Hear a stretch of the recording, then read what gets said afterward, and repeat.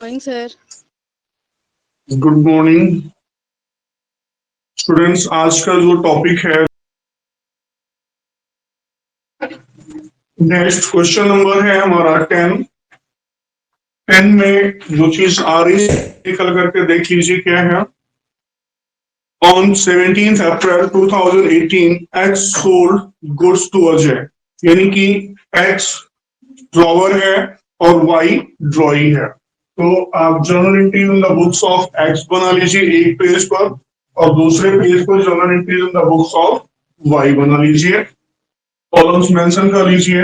Date, particular, LF, amount debit, amount credit, फिर date, particular, LF, amount debit and amount credit. ठीक है ना। अब यहाँ पर क्या हुआ, एक्स ने गुड्स को सोल्ड किया हुआ है। किसको सोल्ड किया है? वाई को सोल्ड किया है। कब? 17 अप्रैल को। तो आप बेच दीजिए 17 अप्रैल 2018 को। 17 अप्रैल क्या हो जाएगा entry? Y debit to sales account being goods sold to Y. कितना हमने बेचा है गुड्स को? गुड्स हमने बेचा हुआ है। हाँ, एक चीज और है इसमें, जिसमें कहा जा रहा है जीएसटी भी है। तो यहाँ पर हम जीएसटी भी शामिल करेंगे, क्योंकि बिना जीएसटी के फिर अगर कर रहे हैं तो क्वेश्चन डिस्टर्ब हो जाएगा। तो क्वेश्चन में हम जीएसटी शामिल कर लेते हैं कि आउटपुट सीजीएसटी और आउटपुट एसजीएसटी आ जाएगा। Y debit to sales account to output CGST account और to output SGST account being goods sold to Y under 6%, Y at the rate of 6% GST। तो हमने गुड्स वाई को कितने का cell किया हुआ है? हमने गुड्स सेल किया हुआ है 80,000। तो 80,000 और इस पर जो लग रहा है 6% जीएसटी नहीं, 12% जीएसटी होगी। 6% सीजीएसटी और 6% एसजीएसटी। कितना आ जाएगा? 4848, 4800 और 4800। ये तीनों ऐड करके हम दिखाएंगे यहाँ पे वाई में। 00 8 2 16 4 4 8 1 9, यानी 89,600 टोटल वाई में दिखाया जाएगा। ठीक है। इसी तरह से वाई के एंट्री पास कर लीजिए 2018 17 अप्रैल। क्या एंट्री हो जाएगी? परचेजेस अकाउंट डेबिट, और यहां पर इनपुट सीजीएसटी आएगा। Input CGST account debit, input SGST account debit, और to X being goods purchased from X at the rate of 12% GST। ठीक है। तो यहां पर भी वही हो जाएगा। 80,000 परचेज में जाएगा, 4800 सीजीएसटी, 4800 एसजीएसटी और 89,600 एक्स में हो जाएगा। ठीक है।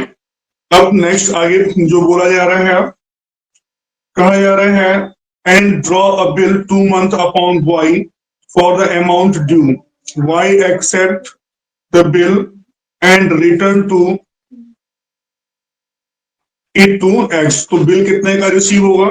अब जो बिल रिसीव होगा ये पूरे अमाउंट का बिल रिसीव हो जाएगा। तो बिल रिसीव कर लीजिए। इनके हो जाएगा कि नगर कुछ दे नहीं रहे हैं तो पूरा बिल एक्सेप्ट होगा। एंट्री हो जाएगी BR account debit to Y being acceptance received. कितने की एक्सेप्टेंस रिसीव्ड हो जाएगी हमारी? 89,600। और इधर एक्सेप्टेंस गिवन हो रहा है 17 अप्रैल। तो एंट्री क्या हो जाएगी? X debit to DP account being acceptance given.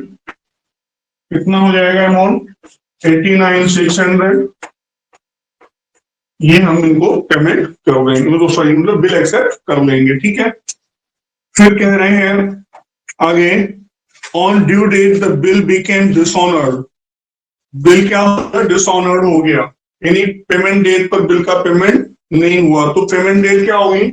17 अप्रैल से, अप्रैल के बाद कौन सा मंथ आएगा? मई।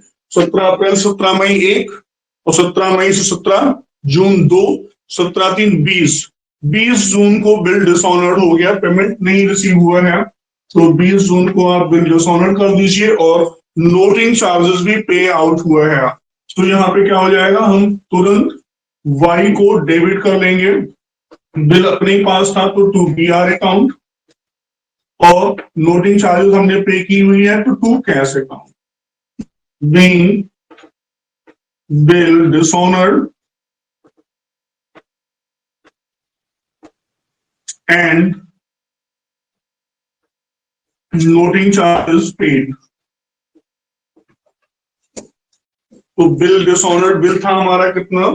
बिल था 89,600। 400 का हमने नोटिंग चार्जेस दिया, कितना है? 6 4 10, 9 1 10, 8 1 9, यानी टोटल हो गया अब वाई के पास 90,000 रुपए। वाई से हमें 90,000 रुपए लेने होंगे। इधर भी 20 जून को BP account debit, noting charges account debit, और 2x being bill dishonored and noting charges due। कितना हो जाएगा? 89,600, 400 नोटिंग चार्जेस और 90,000 एक्स में। फिर आगे क्या बताएंगे है? 15 days later y pays the amount due to x। 15 दिन बाद, तो जून में 15 यानी 10 और 5 जुलाई को इन्होंने क्या किया है? पूरा का पूरा पेमेंट कर दिया है। तो आप रिसीव कर लीजिए।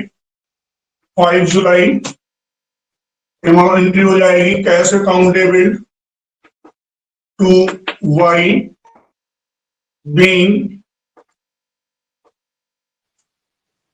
अमाउंट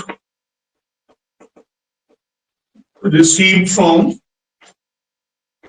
वाई, कितना? 90,000। और उधर 5 जुलाई को X debit to cash account being amount pay to X. कितना हो जाएगा? 90,000। ठीक है, तो इस तरह से ये डिसऑनर्ड भी हो गया, और उसके बाद उन्होंने उसका पेमेंट कर दिया है, तो हम उसका पेमेंट कर देंगे। ठीक है, तो ये हमारा क्वेश्चन नंबर 10 भी यहाँ पर क्या होता है? फिनिश होता है।